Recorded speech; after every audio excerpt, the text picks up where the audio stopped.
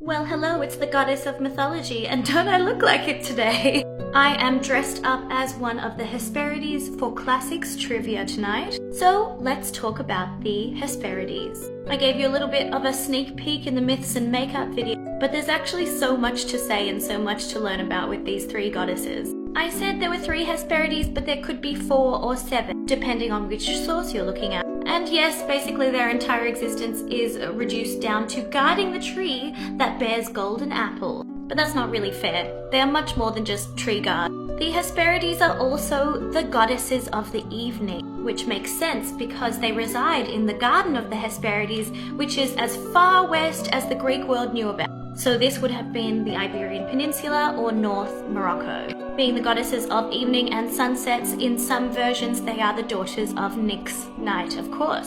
Other versions have the Hesperides as daughters of Oceanids or even of Zeus and Themis. They are also known to be potentially the daughters of the Titan Atlas, who holds up the heavens. So it would make sense because he also resides on the most westerly point of the Greek world, right near the Garden of the Hesperides. The goddesses of sunsets, as Eos is the goddess of the dawn, the Hesperides, I suppose, could be the goddesses of the dusk.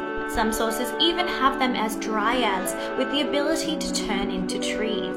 So yes, the Hesperides did guard the golden apple tree. This apple tree was given to the goddess Hera as a wedding present from the goddess Gaia, the goddess of the earth. So precious were these apples that not only the Hesperides were guards, so too was this snake called Ladon, because Hera didn't trust that the Hesperides were security enough. And apparently sometimes they took the apples for themselves, so maybe. Other than being cute little gardeners, the Hesperides were also very talented singers. Some people believe that the golden apples of the Hesperides were actually just oranges. And in fact, the Greek word for orange being portokali, like in My Big Fat Greek Wedding, means orange. Portokali meaning Portugal, the most westerly country in Europe, right near the Garden of the Hesperides. Now, while there are so many variations on what these ladies were called, so many names, too many to put in a video, these golden apples became very important to a lot of different myths.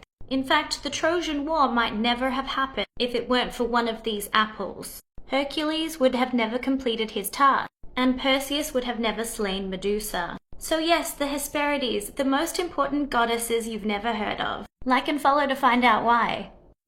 Do I look the part? I just need a snake prop now.